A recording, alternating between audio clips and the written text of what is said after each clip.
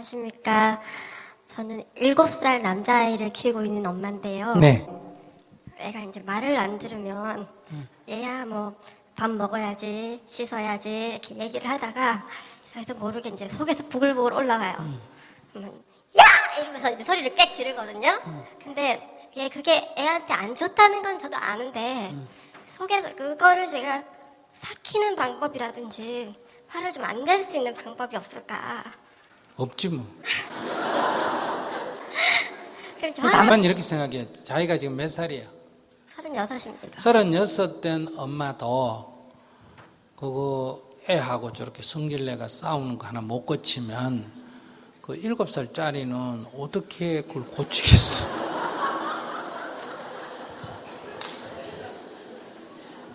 그러니까 자기 자식은 지보다 더 못해진다 이렇게 생각을 하면 돼 뭐.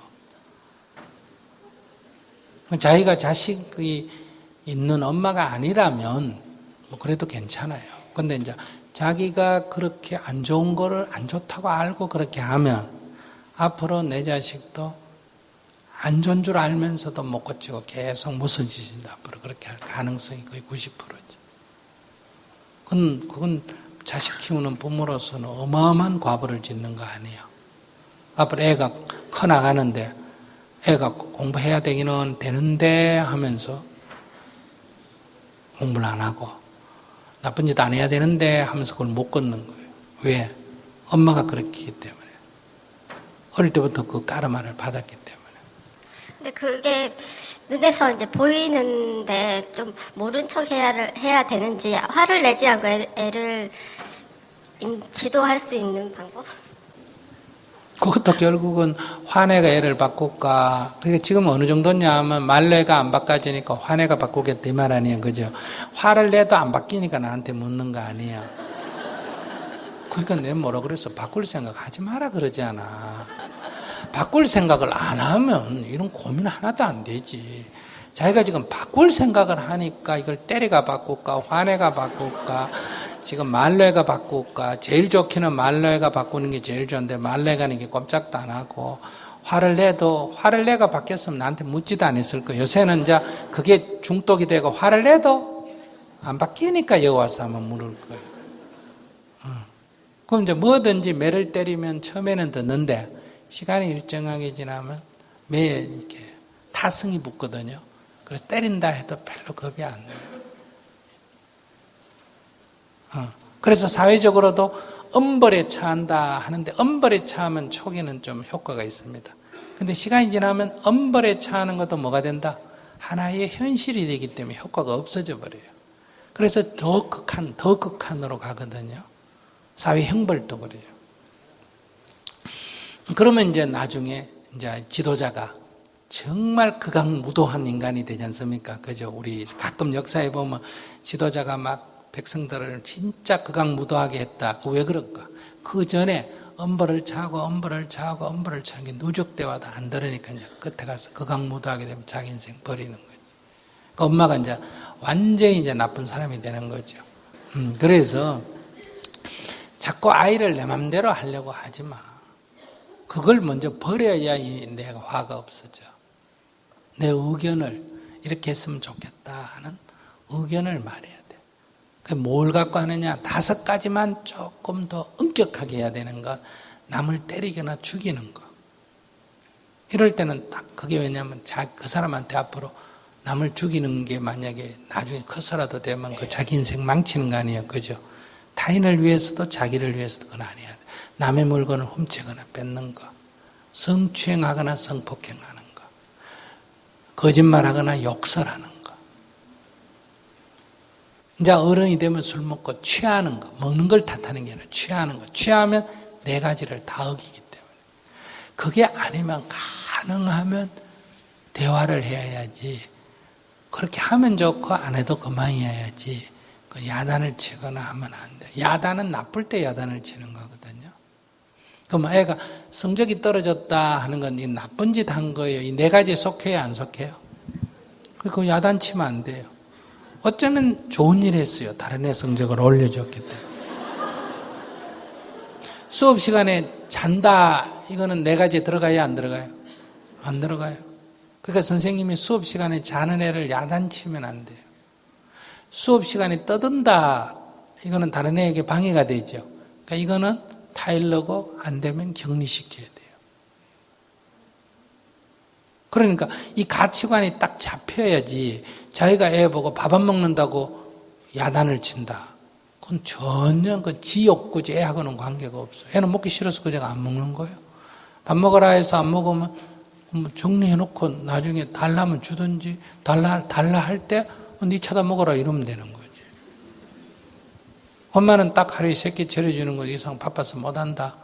제 시간에 먹든지 네 알아서 먹든지 굶든지 이렇게 그냥 원칙을 정해주면 돼요. 자기가 아이한테 집착하기 때문에 아이를 더 나쁘게 만드는 거예요. 아이를 바꾸겠다 이런 생각하지만 4가지만 딱 정신을 차려. 남을 때리는 거, 죽이는 건 아직 없으니까. 2번째 뭐라고? 물건을 뺏거나 훔치는 거, 성추행하거나 성폭행하는 거, 그 다음에 욕설하거나 거짓말하는 거 빼놓고는 간섭하지 마라. 애가 부모가 주로 엄마를 속이는 거는 그거는 애가 그냥 속이는 잘못이 있지만은 공부하기 싫은 애를 계속 공부하라 그러고 약속을 억지로 잡으면 엄마 없을 때 공부를 안 하고 엄마 왔을 때 공부했나 안 했나 하면 뭐라고 대답할까? 했다고 대답하겠죠. 거짓말이 거짓말 아니야. 거짓말인데 이런 거짓말은 그건 아이 잘못에서 오는 거 아니에요. 엄마가 지나친 요구를 했기 때문에 거짓말이 생기는 문제이기 때문에. 거짓말도 그 종류가 틀려요.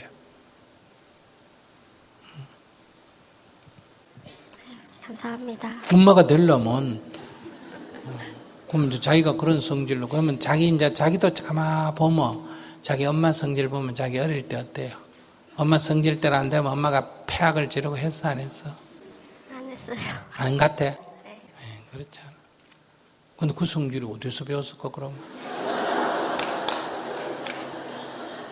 그럼 자기는 더 나쁘지.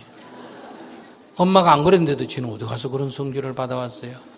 이웃집에서 받아왔나? 그러기 때문에 엄마가 안 그랬는데도 자기가 그런 성질이 안 그런 것 같은데도 그런 성질이 있다 그러면 아이는 자기가 그러면 아이는 훨씬 심해지지. 그래서 나의 이런 것들이 나쁘다고 알면서도 내가 못 고치고 엄마가 한다 그러면 아이들은 굉장히 나빠져요. 그러니까 자기부터 먼저 고치는 게 중요하지. 애를 어떻게 하려고 하지 마라. 그럴 때 화가 나면 저 방에서 절을 하세요. 아이고 내가 내 성질대로 애를 키우려고 하구나 이렇게. 엄마의 사랑이 아이들이 필요하지 성질이 필요한 건 아니에요. 자기 화풀이 대상이 아니다 이 말이에요. 그럼 애가 나쁜 짓 해도 놔둡니까? 그건 성격이 달라요. 그 옛날에 우리 선조들 어머니들이 애가 잘못을 저지르면 매를 꺾고 와가지고 자기가 종아리를 꺾고 애 보고 때리라 이런 얘기 들어봤죠? 안 그러면 애를 종아리를 때리고 이럴 때 그게 성질이 나서 그렇게 합니까? 아이를 바르게 이끌려고 그렇게 합니까? 바르게, 거기는 사랑이에요. 그래서 매라도 그건 사랑이에요. 자기는 매를 안 때려도 지금 자기 성질, 자기 화풀이 하는 거지 사랑이 아니라고. 아이를 너무너무 내 가슴이 아파서 저렇게 하면 아이가 안 된다 해서 그래서 내가 어떤 방법을 연구해서 하는 게 아니란 말이에요. 확 내 성질대로 안 돼. 눈이 뒤집어져가지고 막 악을 지르는 거지. 그걸만 딱 알면 돼. 그러면 자기 성질을 못 이기는 애한테 화풀이 하지 말고 빨리 방에 가서 절을 하면서 아이고 내 업을 참여하는 게 중요해요. 네.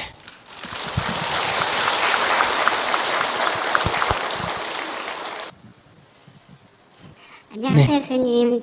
제가 다른 주부들에 비해서 이렇게 폰을 엄청 늦게 가져가지고 희망세상 만들기를 제가 이렇게 많은 일을 끊고 나서 이렇게 만나가지고 제가 그 희망세상 때문에 조금이나마 빛을 찾아가면서 이제 제 삶이 이렇게 인생은 사는구나를 느끼면서 살았는데 제가 고3 딸하고 고1 아들이 있는데요. 제가 살면서 세상에서 너는 뭐가 제일 힘드냐 하면 부모 노릇을 하는 게, 저는 제가 나가서 뭘 해라 하면 모든 걸 이렇게 다른 대인관계도 제가 되게 잘하는데, 부모 자리가 제가 살면서 너무나 힘이 들어서, 부모 자리는 진짜 제가 선택한 거지만 너무 힘들고요.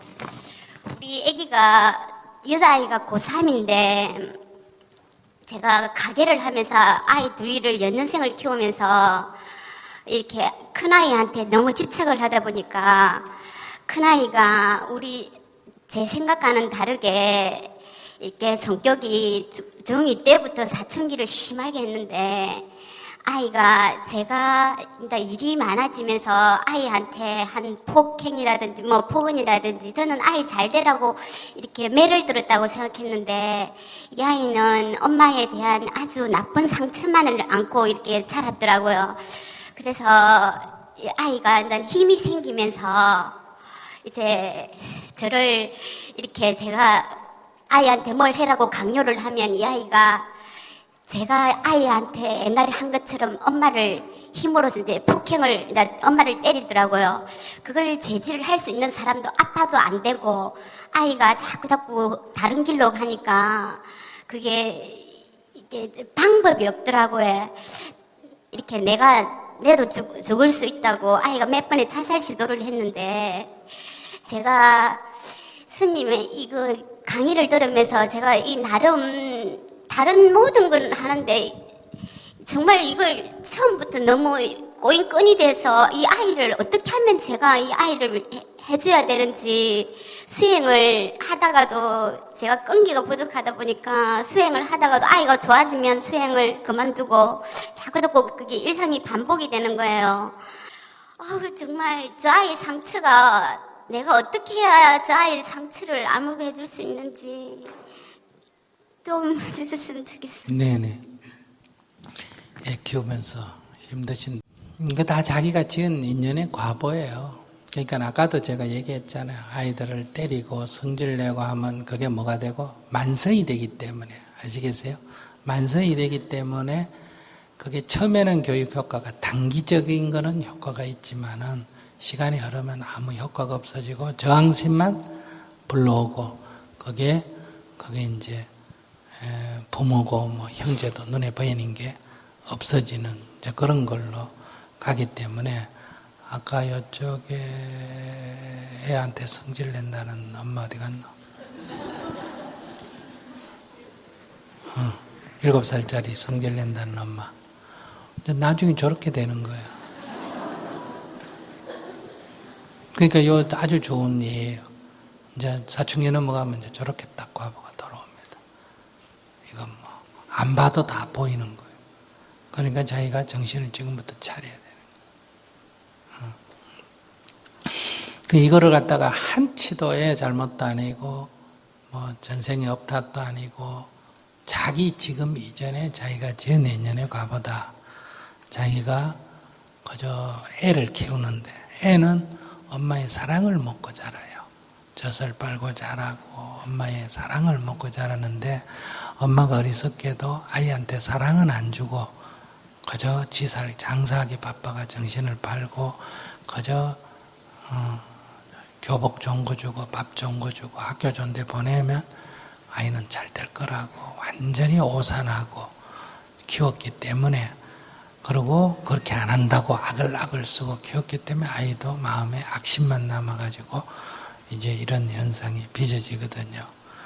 그러니까 아이한테, 그 중학생짜리 아이한테 지 성질대로 안 됐고 칼을 가져가서 내가 네 앞에서 팍 죽어버리란다, 이런 식으로까지, 그 한마디로 말하면 자기는 지금 뭐라고 얘기할 줄 몰라. 스님 볼 때는 그거는 독한 여자예요.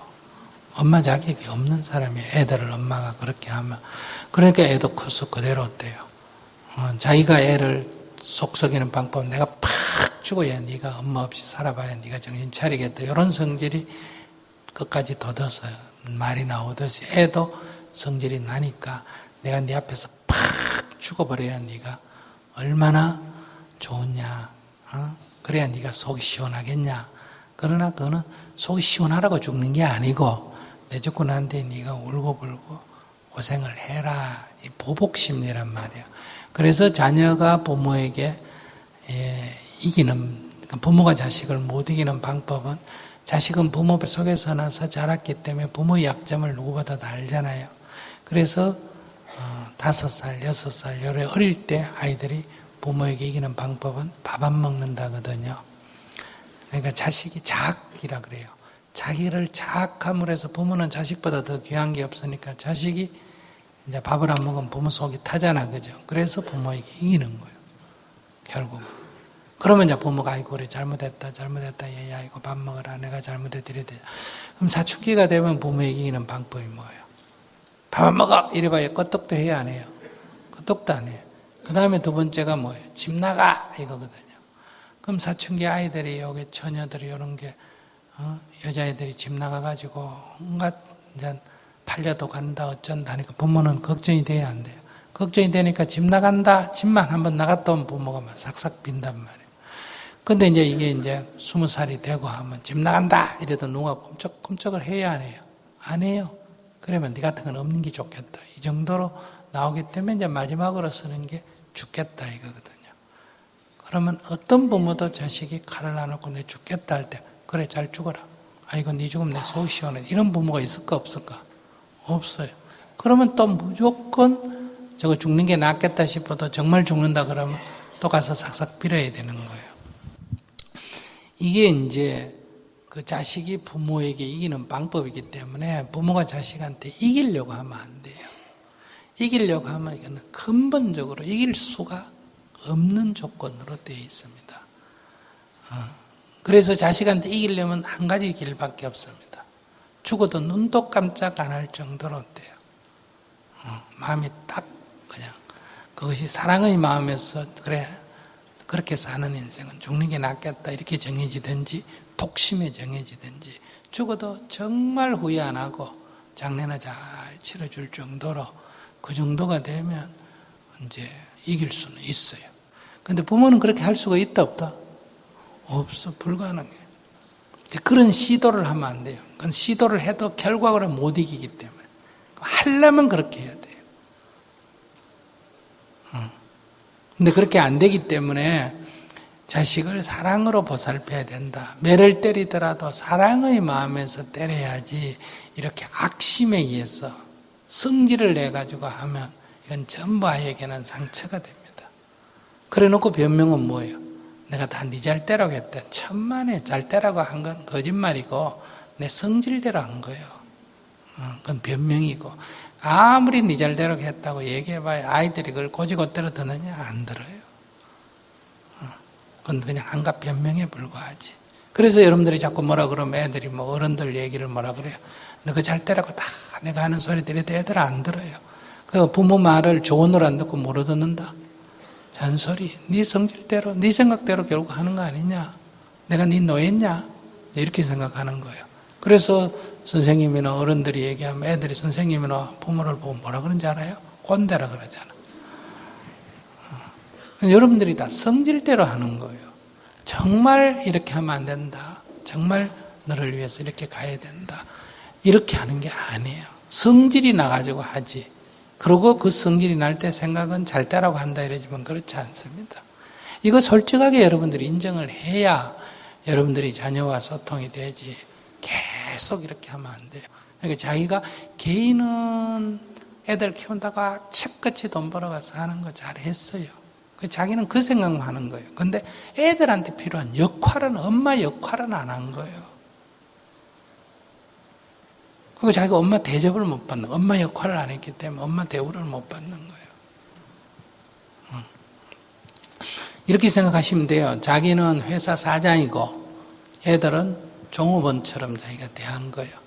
내가 너한테 밥 주고 공부시켜주고 죽을 고생해가 다 했는데 이것들이 왜 말을 안 듣고 이러냐 이런 생각이에요. 회사 다 그러니까 나중에 어때요? 처음에 취직시켜줄 땐 좋다고 했다. 나중에 다 사장이 자기 지혜기심으로 한다고 생각해. 종업원도 데모하고 다 끝까지 싸우고 같이 회사가 망했으면 좋겠다 하는 데까지 가잖아요. 집구석이 확 망해버렸으면 좋겠다까지 성질을 하면 가는 거예요. 그러니까 자기는 엄마가 아니에요. 악다구니만 한 거지. 그러니까 자기가 지금이라도 반성을 한다면 엄마로 돌아가야 돼요. 엄마로 돌아가서 애가 악을 쓰더라도 외면해도 안 되고, 같이 악을 써도 안 되고, 아이고, 애가 얼마나 마음에 상처가 있으면 저래 악을 쓰노. 이렇게 받아들여줘야 돼요. 아이고, 얼마나 저게 마음에 상처가 깊으면 저렇게 악을 쓰겠노. 이렇게 이제 받아들여줘요. 지금이라도. 그래야 그 악쓰는 아이 속에서 자기 인생이 빛을 발하게 된다. 자기 인생을 살게 된다. 그러놓고 지금까지 그래놓고 갑자기 애가 고쳐라. 그게 고쳐져야 안 고쳐지지? 그러니까 애가 고쳐질 거라고 생각하면 안 돼요. 그런 아이도 내가 지은 업보다 이렇게 생각하고 그걸 받아내고 사는 길을 자기가 선택해야 된다. 그럴 때마다 더 절을 하고 아이고 지은 인연의 과보는 피할 수가 없다더니 정말 부처님 말씀이 맞네. 부처님 말씀이 어떻게 이렇게 하나같이 다 맞노. 이렇게 기도하면서 또 기도하고 또 기도하고 그게 안 되면 또 기도하고 하면서 과보를 다 받아내야 된다. 인연의 과보를 받아야 된다. 과보를 피하려고 하면 안 돼요. 부처님한테 빌고 하나님한테 빌어가 내가 비든 대상같이 져놓고 이거 어떻게 비들 안 갖고 도망갈 수 있나 이런 공리하면 깊은 산속 깊은 바닷속에 숨는다 해도 다음 생까지 따라다녀요. 그러니까 이걸 내가 빚졌으니까 푼돈이라도 버는 대로 갖고 와서 빚쟁이가 악다구니 하면 다 죄송합니다. 제가 힘닿는 데까지 갖겠습니다. 이렇게 받아내줘야 된다. 그것처럼 아이가 악을 쓰면 아이고 저 어린아이가 얼마나 저렇게 상처가 깊으면 저렇게 악을 쓸까 이렇게 마음을 내야 자기가 이 국면을 견뎌낼 수가 있다. 그러니까 참회 기도를 하시고 자기가 그렇게 가게하고 악을 써가 벌어봐야 다 필요 없는 일이 된다. 그러니까 지금이라도 참회해서 엄마로 돌아가야 돼요. 첫째는 이제 그렇게 참회가 근본이고 생각이 근본적으로 바뀌어야 되고 두 번째는 현재 의학적으로 밝혀진 거에 의하면 조그만한 일에 우리가 스트레스를 받잖아요. 그죠? 스트레스를 받으면 지금도 저도 최근에 의학 잡지에서 본 건데 이 스트레스를 받는 유전인자가 있다는 거예요. 그게 자극에 강하게 반응하는 스트레스를 받는 유전인자가 있고 약하게 받는 유전인자가 있는데 그 둘이 한 짝이 되어 있다는 거예요. N극과 X극처럼. 근데 일상적으로 사람이 태어나면 약하게 받는 유전인자가 우선 이렇게 증상이 먼저 나타난다는. 그래서 우리가 스트레스를 그렇게 많이 받지 않고 사는데 사람이 자꾸 저렇게 열을 내가 자꾸 어려운 국면에 처해가지고 자꾸 스트레스를 많이 받아가지고 막 악다구니를 쓰는 쪽으로 가게 되면 그 스트레스를 강하게 받는 쪽의 유전인자가 어때요? 이 위치가 바뀌어가지고 전면으로 나온다는 거예요. 그래서 조그마한 스트레스에도 이번에는 어때요? 강하게 반응을 한다. 이런 연구 결과가 나온 게 있습니다. 이건 여러분들이 현실에서는 그게 실제로 유전인자가 그런지 안 그런지 모르고 현실에서는 우리가 이게 스트레스가 자꾸 쌓여가지고 스트레스가 심해지면 현실에서 부딪히는 자극은 작은데도 반응은 강하게 일어나는 거 경험 다 하시죠? 안 그래요? 집에서 이럴 때 부인하고 싸워가 스트레스를 딱 받고 회사 나갔는데 회사에서 누가 종업원이 뭐 서류 조금만 글씨가 틀려도 어때요? 집어 던지고 난리가 난단 말이에요. 아까 저기처럼 저기 연초에 시댁에 갔다가 받은 스트레스가 어때요? 애한테 드러나듯이 이런 식으로. 이런 현상이 일어난다는 게 유전인자적으로 설명한 걸 내가 본 적이 있어요. 그게 얼마나 정확한지는 모르지만. 근데 거기 한 가지 특이한 점은 제가 얘기한 걸 과학적으로 증명하고 있다는 거예요. 이렇게 유전인자 위치가 바뀌면 바뀐 위치로 아이에게 유전이 된다는 거예요. 자식을 낳으면.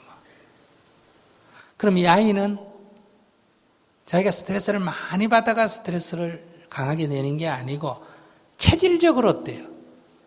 스트레스를 많이 받는 거예요. 왜 어떤 사람 보면 왜 딴 사람은 별일 아닌데도 막 발 하는 사람이 있어요, 없어요? 있죠. 이런 현상이 있어요. 유전이 된다 이런 보고까지 나왔어요. 저는 뭐 그 과학적으로 내가 연구하는 게 아니니까. 엄마가 아까 저기도 얘기했잖아. 엄마가 어떠냐 물어보잖아요. 이보살님도 이런 성질은 다 엄마가 그런 성질이 숨겨져 있습니다.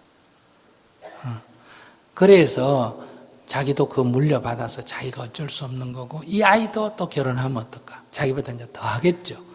이런 문제가 생기기 때문에 자기 대해서 이거 끊어줬어야 됐는데, 미리 애기 낳기 전에 이런 도리를 알고 자기가 자기 성질을 바꿔서 애기를 가져야 되고, 성질을 나처럼 못 바꿀 것 같으면 단종을 해줘야 돼요.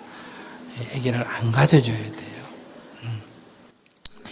그러니까 그럼 아기를 가진 뒤에 지금이라도 자기가 참여를 해서 아이 마음이, 아이가 그렇게 스트레스 봤을 때 자기가 엄마가 돼서 그걸 껴안아줘야 돼요. 아이고 그래. 자기도 지금 자기 엄마한테 보면 자기가 이렇게 스트레스 받을 때 자기 엄마도 한 번도 자기를 따뜻하게 껴안아주지 못했을 거예요.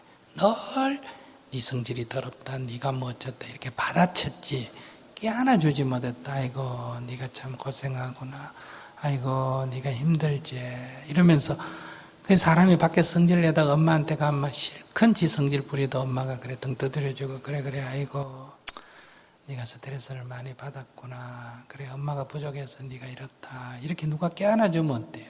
확 이게 극한으로 치닫던 게 가라앉거든요. 자기가 지금 그런 역할을 해줘야 되는데, 이건 깊이 반성 안 되면 그렇게 되기가 어렵습니다. 맞받아쳐지지 그렇게 껴안아지지가 않는다. 그런데 이제 부모는 자식을 위해서 이렇게 할 수밖에 없죠. 그래서 부모 아니겠어요? 그리고 두 번째는 이제 이런 거를 요즘은 심리학적으로나 이제 이게 정신분석학적으로 뭐 다 과잉 행동이라는 게 있습니다. 아시겠습니까? 어린아이부터 이렇게 이제 유전자가 이렇게 되면 과잉 행동 증후군이라 해서 막 자기 일을 자기가 성질이 못 겨워요. 애를 나무랜다고 이게 해결이 안 됩니다. 그러니까 이거는 정신병원에 집어넣고 이렇게 생각하지 말고 사랑으로, 내가 감사주고 사랑으로 의사선생님하고 의논하고 진료를 해서 혹시 그런 육체적으로 그런 정신질환적으로 그런 증상, 자기가 자기를 못 이기는 이런 증상이 있다면 그걸 치유를 해줘야 돼요. 엄마 된 도리로서. 이런 것이 자기가 지금 할 역할이지 그냥 악다구니 하는 건 역할이 아니다. 그러면 이제 결국은 가정에 이제 불화가 생기고, 더 나아가서는 이제 가정에 불상사가 생기면, 만약에 자식이 부모를 죽였다 하면 죽은 부모도 문제지만 이 자식을, 가장 부모가 자식을 욕되게 하는 게 자식이 부모에게 불효하도록 하는 거예요. 그러면 그 자식은 평생 불행하게 살 수밖에 없어요. 부모를 해쳤기 때문에. 그렇게 자식을 만들면 안 된다. 그래서 옛날에 자식이 부모를 죽여도 부모는 어때요? 어떻게 했다 그런다. 내 자식이 나를 죽였다 이래 말 안 하고 어때요? 내가 스스로 이런 거다 이렇게 해서 그 자식을 살리려는 마음이 있잖아요. 그런 것처럼 이 자식을 감사 하나 줘야 된다. 이게 이제 첫째고, 병원에 가서 조사하는 것도 도움이 된다. 그러나 그 병원에 가서 문제만을 풀려고 하면 자식이 거부합니다. 그렇기 때문에 먼저 자기가 참여하고 기도하고 껴안아주고를 먼저 하고, 그래서 아이하고 소통이 조금 되면, 나하고는 내가 수행이 되면 이제 껴안아지는데, 이 과잉 행동이 동생이나 다른 사람하고는 그 사람이 못 껴안아주니까 똑같이 나타날 거 아니에요. 그죠? 그럼 결혼할 수도 없단 말이에요. 남편한테 그렇게 나타나니까. 그래서 그때는 이제 병원에 가서 이 문제 치료를 필요로 한다. 근데 지금 내가 힘들어서 치료를 요하게 하면 그건 자식이 안 받아들여지기 때문에 오히려 엄마가 나를 정신병원에 집어넣으려고 한다. 이렇게 되기 때문에 치료가 더 어려워진다. 여러분들 자식 키우는 거 힘들어요. 자식 키우는 거 힘들면 자식은 다 불효가 됩니다. 자식 키우는 게 힘들면, 어릴 때부터, 젖먹이 때부터 애 키우는 게 힘들면 다 불효가 됩니다. 그 이유는 애 키우는 게 힘든다는 건 애가 누구를 괴롭힌다는 거예요. 부모를 괴롭힌다는 거 아니에요. 그죠? 그러니까 애가 불효가 됩니다. 여러분들이 자식을 키울 때 육체적으로 조금 힘들지만 기뻐야 돼요. 아이고, 내가 애 없었으면, 애 없이 사는 것보다 애 있는 게 얼마나 행복한가.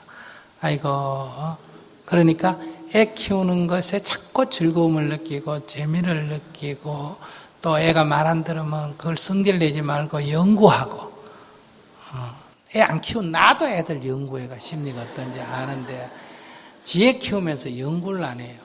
애가 왜 저렇게 저항을 할까? 다 이유가 있을까 없을까? 이유가 있어요. 그걸 연구하면서 애를 키우니까 아이들 심리가 이렇게 움직이는 걸 알고, 어떤 거는 나를 닮아서 흉내내는 걸 알 수 있고, 내 얼굴을 볼 수 있어요. 아이를 통해서 내 업을 볼 수 있거든요. 이런 걸 자꾸 연구하고 아이를 통해서 내가 기쁨을 얻으면 아이는 효자가 되죠. 왜냐하면 부모가 즐거워하면 효자가 되는 거예요. 애가 어떤 행동을 하든. 그러면 아이는 비교적 훌륭하게 자라게 되어 있습니다. 그러니까 동물 중에 불효 새끼 봤어요? 효자 새끼도 못 봤고 뭐도 못 봤다? 불효 새끼도 못 봤죠. 왜? 어릴 때는 극진이 돌봐주고 크면 상관 안 하니까. 그러니까 효자도 안 되고 뭐도 안 된다? 불효도 안 되는 거. 그게 진짜 효자예요. 근데 왜 사람은 그래 안 될까? 어릴 때는 저렇게 극진이 돌봐주지 않고 커서는 과잉 보호를 하기 때문에 원수가 되는. 나는 과잉 보호를 하는데 애 입장에서 뭐다? 잔소리고 구석이고 감옥인 거예요. 그러니까 저항을 하는 거예요. 자식이 부모에게 저항한다는 것은 벌써 부모가 과잉 보호를 하고 있다는 거예요. 어린아이들이 부모 사랑을 못 받아가 사랑을 그리워한다는 것은 내가 아이한테 극진하지 못했다는 걸 말이에요.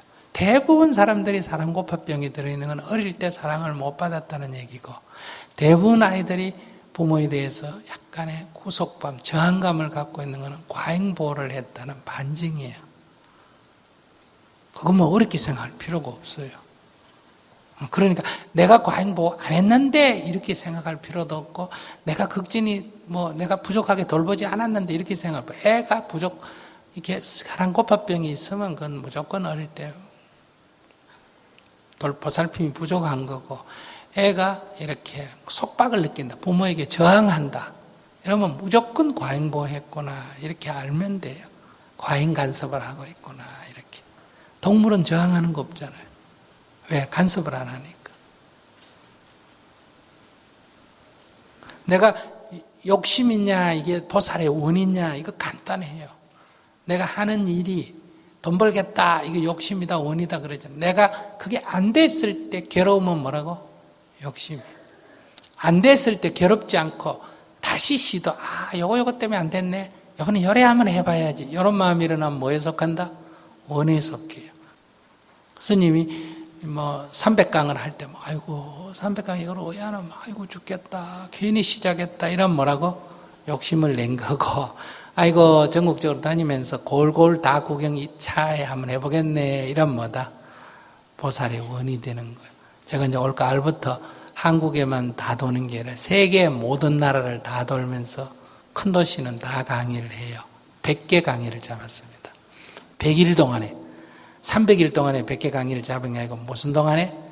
100일 동안에 100개 강의를 잡았다. 무조건 비행기 타고 가서 하루에 무조건 하나씩.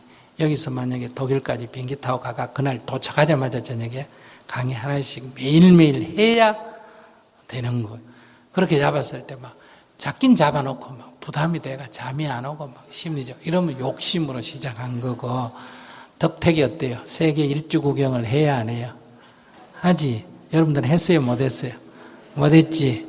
그러니까 남이 부러워할 정도의 그런 마음으로, 육체적으로는 힘들지만은 그러면 그거는 이제 원으로 하는 거예요.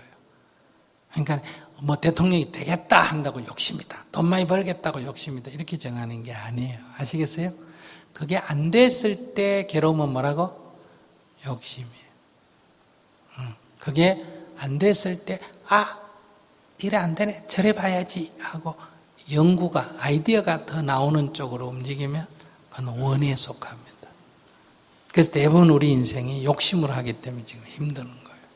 그래서 욕심 버려라는 거예요. 뭐 밥 먹겠다, 돈 벌겠다, 뭐 대통령 되겠다, 이게 욕심이 아니에요. 여러분들은 지금 자기 능력 밖에 욕심으로 하기 때문에 스트레스를 받고 힘이 든다, 이런 얘기. 육체적으로만 힘이 드는 건 조금 쉬어주면 돼요.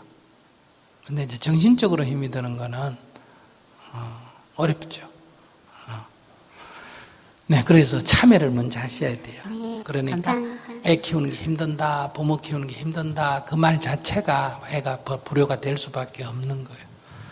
그러니까 아이고 장사하는 것보다 뭐가 더 재밌다, 애 키우는 게 더 재밌고, 애 얻고 장사하면 혼자 하는 것보다 더 재밌고 이래야 됩니다. 근데 그렇지 않고 하기 때문에 아이를 키우는 걸 부담으로 느끼기 때문에 결국 아이가 부모를 고생시킨다는 거잖아요. 그럼 아이는 나쁜 아이예요.